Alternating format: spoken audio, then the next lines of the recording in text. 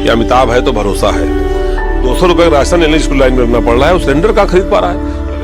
ऐसा प्रधानमंत्री किस लिए चाहिए जो हर बात पे आंसू बहाता हो। आज नंगा कर रहे हो, आज वो झोला लेकर के मुस्कुराता चेहरा लेकर निकलता है मोहल्ले में, सबको मालूम पड़ता है कि 200 रुपए का राशन लेने जा रहा है, लाइन में लगने लग करके। खाएगा नहीं तो निकालेगा क्या, खाने दे नहीं रहे। गेहूं 100 रुपए का गेहूं और 50 रुपए का चावल दे करके कह रहे शौचालय में जाओ। नमस्कार, आज हमारे साथ मौजूद हैं आर नगर विधानसभा के सपा विधायक अमिताभ वाजपेयी। बहुत ही लोकप्रिय विधायक माने जाते हैं। आज हम इनसे बात करेंगे आने वाले 2022 के चुनाव के बारे में। विधायक जी, क्या रणनीति रहेगी सपा की इस बार 2022 के चुनाव में? कैसे मतलब चुनाव में उतरेंगे? देखिए, समाजवादी पार्टी की जो रणनीति रही है, हमेशा से हम लोगों ने विकास की बात करी है और हम लोगों ने विकास के ही मुद्दे पर चुनाव लड़ा है। तो एक बार फिर हम लोग अपने विकास के मुद्दे को लेकर जनता के बीच में जाएंगे। ये जरूर है कि पिछली बार जब सरकार में हम लोग थे और उन्होंने विकास किया था तो हम लोग अपनी बात को ठीक ढंग से जनता के बीच में पहुंचा नहीं पाए और भारतीय जनता पार्टी की जो अपनी नीतियां हैं, जो धर्म पर आधारित हैं, जो बंटवारे जातिवाद पर आधारित है, वो हावी हो गई। परंतु अब जब लोग दोनों में तुलना करते हैं, जब समाजवादी सरकार के 5 साल और इस सरकार के 5 साल में तुलना करते हैं, तो अखिलेश यादव जी को विकास परक मानते हुए हमें भरोसा है कि जनता विकास के मुद्दे पर समाजवादी सरकार का पे विश्वास जताएगी। किस रणनीति के तहत आपकी बात करते हैं, आप किस रणनीति के तहत इस बार चुनाव में उतरेंगे? कैसे कई प्रत्याशी तैयारियां कर रहे हैं, क्या नए मुद्दों के साथ, नए वादों के साथ आर नगर विधानसभा की जनता से क्या ऐसे वादे करेंगे कि दोबारा जनता अगर आपको चुनती है तो क्या कुछ नए कार्य होंगे विधानसभा में? ये हम लोग, हमारे साथियों ने एक नारा दिया है कि अमिताभ है तो भरोसा है। तो हमने 5 साल में कुछ पता नहीं ज़्यादा किया कि कम किया, पर एक भरोसा पैदा किया है कि उनका विधायक जनता के साथ है। हर दुख में, सुख में, संघर्ष में हम लोग हमेशा साथ खड़े हुए हैं। जो हमने ये बचपन से जाना कि जो छात्र पूरे साल पढ़ाई करता है उसको एग्ज़ाम में ज़्यादा मेहनत नहीं करनी पड़ती, उसी तरह से हमने भी अपने कार्यकाल में पूरे 5 साल सड़क पे जनता के बीच में रहने का काम किया है। इससे मुझे लगता है कि चुनाव में कोई अधिक मेहनत नहीं करनी पड़ेगी, समान तौर का जनसंपर्क जो होता है वही करने से काम चल जाएगा। बीजेपी से कई प्रत्याशी टिकट मांग रहे हैं, तैयारियां कर रहे हैं विधानसभा में, किसे अपना प्रतिद्वंदी मानते हैं? मैं उनके पार्टी में कौन कौन मांग रहा है मुझे इसकी भी जानकारी ठीक से नहीं है। मैं पूरी भारतीय जनता पार्टी को प्रतिद्वंदी मानता हूं, वो भी इसलिए नहीं मानता हूं कि उनसे मेरा कोई। कौन है ऐसा जो टक्कर दे सकता है आपको? कोई है ऐसा? अब ये आपने सवाल जो पूछा, इसमें नाम लेना तो बनता ही नहीं है, लेकिन जो सबसे मजबूत था उसको मैं हरा चुका हूँ।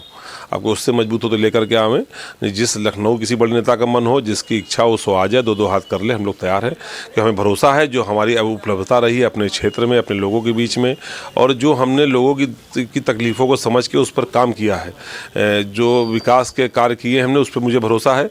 तो कोई लड़ ले, मुझे से फ़र्क नहीं पड़ता। भारतीय जनता पार्टी क्या करेगी इसको मैं क्यों सोचूँ, लेकिन ये जरूर है कि ये लगने लगा है कि भारतीय जनता पार्टी लंबे समय से कोई नाम नहीं दे पाई है, तो हो सकता है कोई उचित उम्मीदवार उनको ना मिल रहा हो। तो नहीं मिलेगा तो कोई बात नहीं, हम लोग तो हैं ही, हम लोग चुनाव लड़ेंगे उनकी तरफ। आपने बीजेपी की लहर में सपा पार्टी से विधायकी का चुनाव जीता, लेकिन उत्तर प्रदेश की जनता सपा सरकार पर, अखिलेश यादव जी पर विश्वास नहीं दिखा पाई। क्या कारण समझते हैं इसको? क्या कहाँ कमी रह गई? ये अब कहीं ना कहीं संदेश नहीं हो पाया। जो भावनात्मक मुद्दे होते हैं वो कभी कभी गुणात्मक मुद्दों पे भारी हो जाते हैं। अब किसी को हमने क्या दिया और किसी का क्या छीना, इसी पे बहस होने लगी। धर्म के से जुड़े मुद्दे हावी हो गए, विकास से जुड़े मुद्दे गौड़ हो गए, तो ऐसी परिस्थिति में नुकसान उठाना पड़ा समाजवादी पार्टी को। लेकिन जब वही तो मैंने आपसे कहा कि जब विकास की तुलना हो रही है, अब जब 5 साल बीत के लोगों ने देखा अरे हमारे हाथ तो खाली खाली रह गए, हम कहाँ अच्छा खासा कमाते थे, आज हमारा रोजगार छिन गया, आज महंगाई इतनी होगी, रसोई गैस तक नहीं मिल रही है, डीजल पेट्रोल महंगा हो गया, बिजली का बिल महंगा हो गया, अरे हाथ तो खाली खाली है। और अब एक झोला पकड़ा दिया गया आखिरी 3 महीने में, जिस पे एक हंसती मुस्कुराती फोटो लगी हुई है, जिसके अंदर नमक का पैकेट है, जो जख्मों को लगाने का काम आ रहा है। तो आज जनता अपने आप को ठगा महसूस कर रही है। तो जो संदेश पहले नहीं हो पाया विकास का, या जो अच्छी बातें थी उनका संदेश नहीं गया, आज जब आदमी जब अपने को देख रहा है, अपने परिवार की स्थिति देख रहा है, अपने रोजगार की स्थिति देख रहा है, तो आज वो समाजवादी पार्टी का समर्थन करने को। हाल ही में कानपुर में मेट्रो स्टार्ट हुई और बीजेपी अपनी पीठ थपथपा रही है मेट्रो को लेकर। कई बयान आए हैं समाजवादी पार्टी के नेताओं की तरफ से भी आए हैं, बीजेपी की तरफ से। क्या मानते हैं इस मामले में, क्या कहेंगे आप? तो आप बता दो हमें कि मेट्रो का जो डीपीआर कब बनी थी, इसका शिलान्यास कब हुआ था, तब कौन मुख्यमंत्री थे जिसने इसका नारियल तोड़ा था, ये डिपो कहाँ बनेगा, किसने तय किया था, इसका रूट क्या होगा, ये किसने तय किया था, ये हमको आप ही बता दीजिए। पूरा शहर जानता है जो इसका डीपीआर है, जो रूट है, इसकी जो प्रारंभिक योजना है, पूरी अखिलेश यादव जी की सोच से तैयार हुई थी। बजट नहीं जरूरी था, हमें करना क्या है। उत्तर प्रदेश के अंदर जो एनसीआर एरिया के बाहर जो पहली मेट्रो चली गाजियाबाद नोएडा में भी, वो भी अखिलेश यादव जी ने शुरू करी। जो पहली मेट्रो चली लखनऊ में, वो भी अखिलेश यादव जी ने शुरू करी। और जो कानपुर की भी योजना आई तो वो भी अखिलेश यादव जी ने शुरू करी। ये जरूर है कि चूंकि भारतीय जनता पार्टी की सरकार आ गई तो वो आज 2017 की योजना आज जाकर के 2021 के अंत में जाकर साकार हो पाई। अगर अखिलेश सरकार रही होती, हमें लगता है 2019 में ही मेट्रो का सफर हम लोगों ने शुरू कर दिया होता और आज पूरे शहर में मेट्रो का हर कोने में पहुंच गई होती। चलिए, योगी सरकार कह रही है कि हमने गरीबों का बहुत साथ दिया, गरीबों को मुफ्त राशन बांटा जा रहा है, तो इसको किस तरीके से देखते हैं आप? लाखों लोगों को मुफ्त राशन दिया गया। भाई गरीब बनाया किसने है? ये जो गरीब को और गरीब बनाया तो इन्होंने ही है। कौन गरीब इनसे भीख मांगना चाहता है? हम लोग स्वाभिमानी लोग हैं, कोई नहीं भीख चाहता, ना कोई मदद चाहता है। आदमी अपना कमा खा रहा था। मेरे क्षेत्र में सैकड़ों ठेले मदद तो सपा सरकार ने भी की ना अपने समय में। हम लोग महिलाओं को चुपचाप पेंशन दे देते थे। हम लोग उत्तर प्रदेश के अंदर 50 लाख महिलाओं को समाज पेंशन चुपचाप उनके खाते में दे रहे थे। आज नंगा कर रहे हो। आज वो झोला लेकर के मुस्कुराता चेहरा लेकर निकलता है मोहल्ले में, सबको मालूम पड़ता है कि 200 रुपये का राशन लेने जा रहा है, लाइन में लगने लग करके। तो उज्ज्वला योजना बताते हैं कि गैस बांटी, गैस में क्या कहेंगे? अगर भारतीय जनता पार्टी चूल्हे से निजात दिला दी, चूहे के धुएं से। खाली आंकड़ा दे दे कि कितने उज्ज्वला कनेक्शन में कितने सिलेंडर रिफिल हो रहे हैं। 1000 रुपये का सिलेंडर है। पहले 400 रुपये सिलेंडर में सब्सिडी हुआ करती थी, आज 1000 रुपये सिलेंडर है, सब्सिडी जीरो कर दी है। तो कौन खरीद पा रहा है सिलेंडर? 200 रुपये का राशन लेने जिसको लाइन में लगना पड़ रहा है, वो सिलेंडर कहाँ खरीद पा रहा है? आज रोजी रोटी मुश्किल हो गई है। ये राशन लेना किसी खुशी की बात नहीं है। मदद ऐसी करी जाती है जो किसी को का स्वाभिमान ना गिरावे, लेकिन ये लोग उसको नंगा करने पर आमादा है और गरीब बनाने वाले भी लोग हैं। चंद पूंजीपति मित्रों की खातिर भारत की बड़ी आबादी को इन्होंने गरीब को और गरीब बनाने का काम किया है। मेहनतकश मजदूरों के मुंह का निवाला छीनने का काम किया है सरकार ने। बताते हैं गांव-गांव में शौचालय पहुंचाया बीजेपी सरकार ने।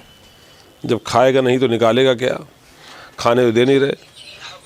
गेहूँ 100 रुपये का गेहूँ और 50 रुपये का चावल दे करके करे शौचालय में जाओ। आदमी किसानों के लिए क्या कहेंगे? अभी क्या किसान के इस सरकार में क्या हालात हैं? आपकी सरकार आती है तो किसानों के लिए ऐसा क्या करेंगे? कुछ हम ये जानते हैं कि किसान हमारी सरकार में खुश था, उसकी सिंचाई मुफ्त हुई थी। सांप काटे तक 5 लाख रुपए का अगर कोई मृत्यु होती थी खेत में किसान की, कोई कृषक होता तो उसको 5 लाख रुपए की मदद हम लोग यहाँ शुरू करी गई थी योजनाएं। किसान को हम लोग बिजली की दरों में भी राहत दे रहे थे। तो हम लोग सरकार में किसान खुश था। इन्होंने झूठा वादा तो कर दिया, लेकिन किसान परेशान है। पर हम लोग प्रसन्न इस बात से, किसान ने 1 साल लंबा आंदोलन चलाया और हिंदुस्तान के इतिहास में वो दिन भी आया जब देश के प्रधानमंत्री को घुटने टेकने मजबूर होना पड़ा। जहाँ एक तो सरकार कह रही थी पीछे नहीं हटेंगे, हम किसी हाल बात नहीं मानेंगे और किसानों के हित का कानून है, उसमें तो बताते हैं बीजेपी सरकार कहती है कि वो नकली किसान। आज सरकार पीछे क्यों हटी? सरकार को आज ये बताना चाहिए जनता को कि अगर वो किसानों के हित के कानून थे तो वापस क्यों लिए, और अगर हित के नहीं थे तो लगाए क्यों थे? सरकार को कहीं ना कहीं तो अपनी बात साफ करनी पड़ेगी कि हित के थे कि नहीं थे। अगर किसानों का हित था सरकार क्यों पीछे हटी? नकली किसानों से क्यों नहीं लड़ ली सरकार? जब सरकार के नतीजे आना शुरू हो गए, हिमाचल प्रदेश में हार गए, कई प्रदेशों के उपचुनाव में हार गए, और जब अखिलेश यादव जी अपनी रथ यात्रा लेकर के निकले और पूरी रात चलते रहे और किसान हजारों हजार की संख्या में रात भर उनका इंतजार करते रहे कड़कड़ाती ठंड में, तब प्रधानमंत्री को मजबूर होकर के अपने घुटने टेकने पड़े और किसानों से माफी मांगनी पड़ी, आंसू बहाने पड़ गए। ऐसा प्रधानमंत्री किस लिए चाहिए जो हर बात पे आंसू बहाता हो? हर बात पे नोटबंदी के समय भी आंसू बहा रहे थे, आज फिर आंसू बहा रहे हैं। आप आंसू बहा करके सैकड़ों हजारों जाने ले लेते हैं, तो ऐसा रोने वाला प्रधानमंत्री नहीं चाहिए। देश को ऐसा प्रधानमंत्री चाहिए जो खुद भी हंसे और जनता भी हंस सके। तो उत्तर प्रदेश में इस बार साइकिल दौड़ेगी कि कमल खिलेगा? क्या लगता है? कमल कितनी स्पीड से साइकिल दौड़ेगी? कमल का हाल तो कुछ ऐसा है कि कमल के बारे में यदि कहूँ तो मुझे एक शायर की कविताएं लेनी पड़ जाएंगी। कुछ एक कविता की 2 लाइनें कहने का मेरा मन हुआ है, आपने ऐसी बात कह दी। कैसे मंजर सामने आने लगे हैं, गाते गाते लोग चिल्लाने लगे हैं, अब तो इस तालाब का पानी बदल दो, ये कमल के फूल कुम्हलाने लगे हैं। ये दुष्यंत कुमार जी की 2 लाइनें हैं जिनको मैं बता रहा हूँ। और जहाँ तक साइकिल की बात है, साइकिल का ही सहारा है। पेट्रोल महंगा है, डीजल महंगा है, बिजली भी महंगी हो गई, तो कोई इलेक्ट्रॉनिक गाड़ी भी नहीं चल सकती, तो अब साइकिल का ही सहारा है, साइकिल से ही चलना होगा। चलिए, आपकी विधानसभा की बात करते हैं। तो इस बार अगर जनता आपको जीत का ताज पहनाती है तो क्या ऐसा कुछ नया करेंगे? ऐसा क्या करेंगे? जनता के लिए कुछ वादा करेंगे? हम लोग वादे तो करते नहीं, हम लोग तो पक्का काम करते हैं। जब आप हमसे ये पूछेंगे कि हम आगे क्या करेंगे तो पहले ही जानना जरूरी है। शॉर्ट में बता दूंगा कि पीछे क्या किया है, तभी तो आप समझ पाएंगे आगे क्या करेंगे।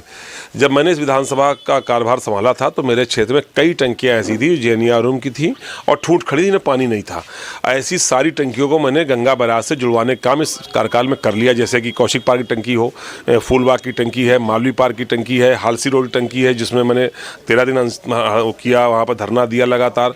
झकरकटी की टंकी, सारी टंकियों को मैंने गंगा बैराज से जुड़वाने का काम कर दिया है। अगले कार्यकाल में इनके प्रॉपर डिस्ट्रीब्यूशन का इंतजाम करूंगा, जो घर घर तक पहुँचाने का काम करूँगा उस पानी को। इस बार के कार्यकाल में मैंने सीवर समस्या से काफ़ी हद तक निजात पा ली है।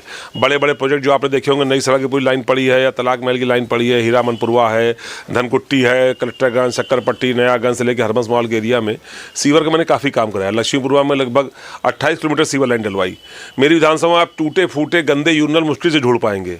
मेरी विधानसभा में आप कोई गंदा पार्क जिसमें कूड़ा भरा हो ऐसा कोई पार्क आप नहीं ढूंढ पाएंगे। मैंने सारे पार्क, यूरिनल, गलियाँ, मेन रोड, केवल 2 रोडें बची हैं जो भी ठीक हो जाएंगी चुनाव के पहले, साइकिल मार्केट और नई सड़क। कोई मेन रोड आप खराब नहीं ढूंढ पाएंगे। तो मैंने बेसिक नेसेसिटीज़ पे काम किया है। डफरिन में ICU बनवाया है, जो विधायक निधि से अलग हट करके योजना है। धनकुट्टी के अस्पताल का संघर्ष अभी भी जारी है। तो मैंने इस बार जो काम किया है उस पर फोकस किया है, शिक्षा पर, स्वास्थ्य पर और बेसिक नेसेसिटीज़ पर। अगली बार जो मैं काम करूंगा, एक तो ये पेयजल की समस्या को जड़ से दूर कर दूंगा।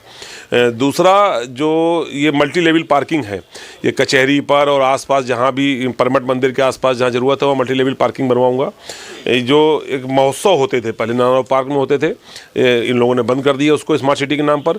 उसके लिए एक प्रॉपर स्थान देख करके महोत्सव का पंडाल बनाना। शिवाला की मार्केट को एक उसको बढ़िया अच्छी एक महिला बाजार बना करके सुरक्षित और सुगम और विद पार्किंग एक अच्छी बाजार बनाने की योजना है। एक हाइजीनिक जो ये नॉनवेज मार्केट है, जो मुर्गा और मछली हम लोगों ने शिफ्ट किया था मेन रोड से हटा करके अंदर, उसको एक हाइजीनिक प्लेस देना चाहते हैं। उसके लिए एक हाइजीनिक अच्छी मार्केट बनाने की योजना है। एक अच्छी एलिवेटेड रोड बनाने की योजना है जिससे शहर की जाम की समस्या से निजात मिल सके। तो एक अच्छी एलिवेटेड रोड बनाएंगे, इसको घंटाघर और झकरकटी से जोड़ करके शहर को जाम से मुक्ति दिलाने की कोशिश करेंगे। ये सब कुछ योजनाएं हमारे मन में है। जैसे आपने देखा होगा आनंदेश्वर मंदिर परिसर में मैंने ग्रेनाइट पत्थर लगवा करके मंदिर जाने का रास्ता सुंदर बनाने का काम किया है। इधर पार्कों मैंने कई झूले लगवाए हैं, लगभग 13 पार्कों में झूले लगवा रहा हूँ अभी बच्चों के लिए। अगली बार सब में ओपन जिम भी बनवाऊंगा ताकि कसरत भी हो सके। सारे अखाड़े भाई, अभी मैंने आदर्श व्यायामशाला का सुंदरीकरण और मजबूत कराया, उसको भी जितने अखाड़े इस तरह के चल रहे हैं उनको बेहतर करूंगा। तो स्वास्थ्य, शिक्षा और ये जो मूलभूत ज़रूरतें हैं जिनसे व्यापारिक सुविधाएं बढ़ती हैं, शहर की जाम की समस्या से छुट्टी मिलती है, इस तरह की चीज़ों पर हम लोग काम करेंगे। बच्चों की बात की आपने, युवाओं की बात की, महिलाओं की भी बात की, बुजुर्गों के लिए कुछ है आपके दिमाग में? बुजुर्गों के लिए कुछ इलाज का बेहतर इंतजाम हम लोग कर रहे हैं। जैसे जब हम लोग सरकार में थे तो हम लोगों ने हाईलाइट में अच्छा न्यूरो वार्ड बनवाया था, एक अलग, जिसमें कोविड का सारा इलाज चला। जिस न्यूरो वार्ड में हम ही लोगों ने बनवाया था, आर्थो सर्जरी का, इस तरह के वार्ड हम लोग बनवाए थे। यहाँ पे उर्सला में भी हम लोगों ने उस समय ये जो डायलिसिस का सिस्टम है हम लोगों ने बनवाया था। तो ये जरूर है, मैं समझता हूँ कि बुजुर्गों को सबसे ज़रूरत अगर पड़ती है तो अच्छे स्वास्थ्य की पड़ती है। तो जो सरकार की योजनाएं होंगी, जो पेंशन संबंधित होंगी, वो अलग बात है, लेकिन बेहतर स्वास्थ्य का इंतजाम हम लोग करेंगे। कितनी सीटों से सरकार सपा इस बार सरकार बनाएगी? अब आप देखते जाइए आगे क्या क्या होने वाला है। जो आप लोग चैनलों के सर्वे हैं वही तस्वीर लगातार बदल रहे हैं और हर रोज़ कुछ ना कुछ इजाफा कर रहे हैं समाजवादी पार्टी के वोट प्रतिशत में। और पहले तो 2-4% वोट और बढ़ेगा तो भारतीय जनता पार्टी का सुपड़ा साफ हो जाएगा। ब्राह्मणों के लिए शुरुआत में अखिलेश यादव जी ने कुछ कहा था, ब्राह्मणों के लिए कुछ है सर? नहीं, हम लोग कभी किसी जात धर्म की बात नहीं करते हैं, हम लोग न्याय की बात करते हैं। अखिलेश जी ने कहा था कि इस बार ब्राह्मणों हम लोग न्याय की बात करते हैं ना, न्याय सबको मिलेगा। और अखिलेश जी की केवल एक बात सबसे अच्छी जो मुझको लगती है वो ये कि जिसकी जितनी भागीदारी, जितनी जिसकी संख्या भारी उसकी उतनी भागीदारी।